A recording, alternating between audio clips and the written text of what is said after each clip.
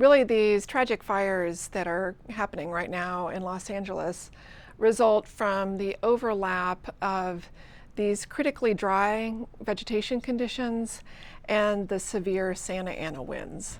So California in the summer of 2024 had the most severe drought on record, and the entire southwestern United States, the last 22 years, have actually been the driest in the last 1,200 years.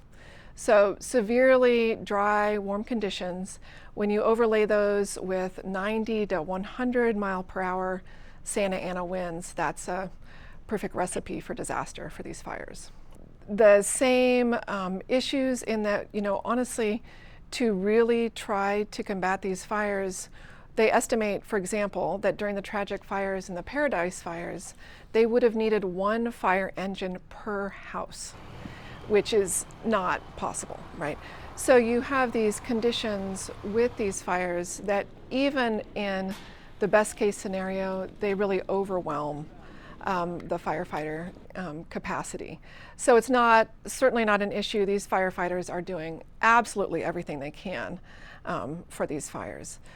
What I would say similarities between California and here in Boise, Idaho, are that both situations we have proximity between some of our rangelands or forests and our communities. So this is called the wildland-urban interface. So in those conditions, you can have fires that maybe are fueled in the forests or the rangelands that then spread to communities. But more often, we have these real tragedies in Hawaii, in Paradise, in Fort McMurray in Canada, where we are seeing extremely severe fires in urban areas. This is a good time to remind ourselves that these urban fires are not, while they're unusual, they're not unprecedented. So of course the catastrophic fires in Chicago in the early 1900s and in San Francisco following the San Francisco earthquake in the late 1800s. So again, I think a real take home for folks in Boise right now is we also need to be prepared for fires in our community so we can help those emergency personnel, those firefighters do their job. So there's multiple ways that we can address these fires. I think the first one is to really realize that we're living in this reality of very warm and dry conditions and that we need to adapt ourselves to how we live in those conditions and be really aware of not starting fires. So over 80% of all fires that start in the United States are started by people.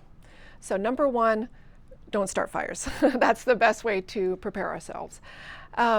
Number two, there are ways that we can prepare our homes through actions like fire-wise vegetation. So this is making sure that our landscaping and our home environment is not providing more fuels for these wildland fires. Another way that folks in Idaho can prepare for these fires is to have a plan. Everyone should have a plan for, the ready, set, go. You need to know what you need to take. You need to have a plan of where you're going to go. And if word does come from the officials, you need to be ready to evacuate immediately. Next, I'd say really this is a great opportunity for us to focus on our communities, to focus on maybe our elderly neighbors across the street who might need some help.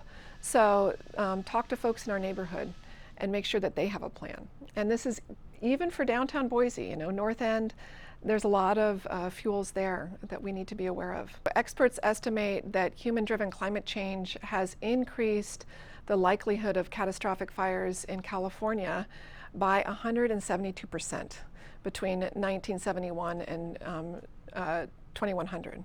So that is absolutely the background of the drought and heat that's driving these fires. So for folks in Boise moving into the future, I think working with our forest and fire managers to reduce those hazardous fuels through methods like controlled burns. So that might be saying, hey, you're going to have to deal with some nuisance smoke during times where it is safe to burn to reduce those fuels. And it's also really, again, I think, trying to take responsibility for ourselves and our community to be prepared. The steps that Idahoans and Boise can take are, again, number one, reduce those human-caused fires. And these are especially worrisome in our rangeland and foothill settings where we have that dry cheatgrass that can catch fire at any time. So number one, reduce the threat of human fires. Number two, be prepared yourself. You need the number one person you need to rely on in these emergencies is yourself.